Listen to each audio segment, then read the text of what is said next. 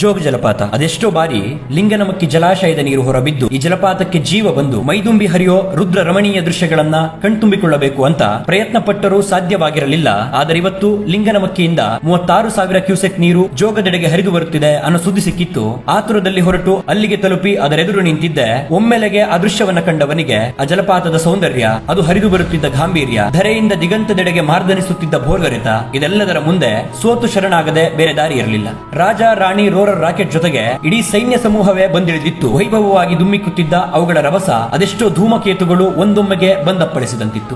ಶರಾವತಿ ನದಿ 4 ಸೀಳಾಗಿ 830 ಅಡಿಗಳಷ್ಟು ಪ್ರಪಾತಕ್ಕೆ ಬೀಳುವ ದೃಶ್ಯಗಳು, ಅದು ಸೃಷ್ಟಿಸುವ ಭೀಕರ ಶಬ್ದ ತರಂಗಗಳು ಹೃದಯವನ್ನೊಮ್ಮೆ ಕಂಪಿಸದೇ ಇರತ್ತ. ಸೆರಸೋಲಿ, ಎವಾನ್ಸನ್, ಆರ್ವೆ, ನಯಾಗರದಂತಹ ವಿಶ್ವವಿಖ್ಯಾತ ಜಲಪಾತಗಳು ಸೋತು ಶರಣಾಗಲೇಬೇಕು ಈ ಜೋಗವೆಂಬ ಕರ್ನಾಟಕದ ಅನರ್ಘ್ಯ ರತ್ನದ ಮುಂದೆ ಖಂಡಿತ. ಈ ಸ್ವರ್ಗೀಯವಾದ ದೃಶ್ಯವನ್ನ ಕಾಣೋಕಾಗಿಲ್ಲವಲ್ಲ ಅಂತ ಅದೆಷ್ಟೋ ಬಾರಿ ನಿರಾಶೆಯಾಗಿದ್ದೆ. ಹೆಣ್ಣು ಹೊನ್ನು ಮಣ್ಣಿನ ಜೊತೆಗೆ ಈ ಜೋಗದಂತಹ ಜಾಗದ ಅತ್ಯುನ್ನತ ಸೌಂದರ್ಯವನ್ನ ಕಾಣೋ ಯೋಗವೂ ಬೇಕಂದುಕೊಂಡಿದ್ದೆ. ಆ ಯೋಗ ಇವತ್ತು ಬಂದೊದಗಿದೆ. ಅದೆಷ್ಟೇ ನೋಡಿದರೂ ಮರಳೋ ಮನಸ್ಸಾಗಲಿಲ್ಲ.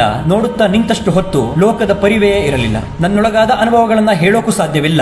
ಆ ಅನುಭವಗಳನ್ನ ಅನುಭವಿಸಬೇಕಷ್ಟೇ, ಪದಗಳಲ್ಲಿ ಅನುವಾದಿಸಿ ವಿವರಿಸೋಕಾಗಲ್ಲ. ಆ ಝರಿಯಿಂದ ಜಲರಾಶಿ ಭೂಮಿಯೆಡೆಗೆ ದುಮ್ಮಿಕ್ಕಿ ಆ ಘರ್ಷಣೆಯಿಂದ ಎದ್ದ ಧೂಮರಾಶಿ ಮುಗಿಲಿಗೆ ಮುತ್ತಿಕ್ಕೋ ದೃಶ್ಯಗಳು ಕಣ್ಣ ಮುಂದೆಯೇ ಪುನರಾವರ್ತಿತವಾಗುತ್ತಿತ್ತು. ಅಲ್ಲಿ ಕಳೆದ ಸಮಯದ ಲೆಕ್ಕವಿಲ್ಲದಿದ್ದರೂ ಮರಳೋ ದೂರದ ಲೆಕ್ಕವಿತ್ತು. ಇಲ್ಲಿ ಸಂಜೆಯ ಹೊತ್ತಿಗೆ ಈ ಜಾಗದಿಂದ ಅಗಾಧ ನೆನಪುಗಳನ್ನ, ದೃಶ್ಯಗಳನ್ನ ಸೆರೆ ಹಿಡಿದ ನನ್ನ ಪ್ರಯಾಣ ಅಲ್ಲಿಂದ ಮರಳಿತ್ತು.